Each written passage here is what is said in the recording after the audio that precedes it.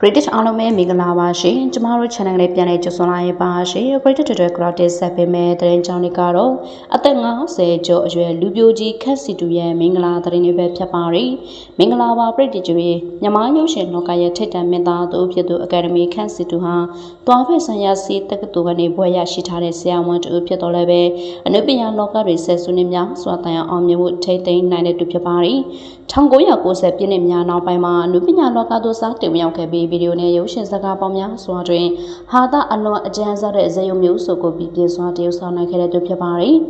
၎င်းက2009ခုနှစ်တွင်အမေယုံရုပ်ချေဆိုတဲ့စကားဖြင့်အကောင်ဆုံးအမျိုးသားဇက်ဆောင်စုအကယ်ဒမီဆုကိုရရှိခဲ့တဲ့ဖြစ်ပါရီ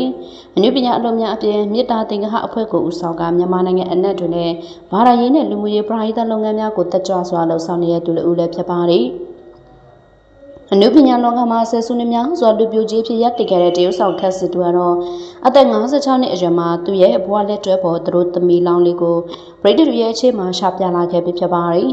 အားလုံးကိုအံ့အားသွမ်းအောင်အတိပေးလာခဲ့တဲ့ဖြစ်ပါတယ်ချစ်သူကောင်မလေးရဲ့မျက်နှာကိုတော့ဗြိတိန်တွေ surprise ဖြစ်သွားအောင်အခုတက်တီတရားဝင်မပြသေးပဲလွတ်ဝတ်ထားဆဲပဲဖြစ်ပါရီခက်စစ်တူဟာယခုလိုအသက်55နှစ်56ဝန်းကျင်ရောက်မှတရားဝင်လက်ထပ်ဖို့ဆုံးဖြတ်လိုက်တာကြောင့်ဗြိတိန်တွေကတော့လူပြိုကြီးဘွားကနေကျွတ်ပြီးဆိုပြီးဝန်သားအာရကိုပြုနေခဲ့ကြတဲ့ဖြစ်ပါရီသူတို့သမီးလောင်းလေးဟာအလွန်ကိုလှပပြီးချစ်စရာကောင်းတယ်လို့သိရတာကြောင့်မကြာခင်မှာကျင်းပတော့မဲ့သူတို့ရဲ့မင်္ဂလာပွဲဟာ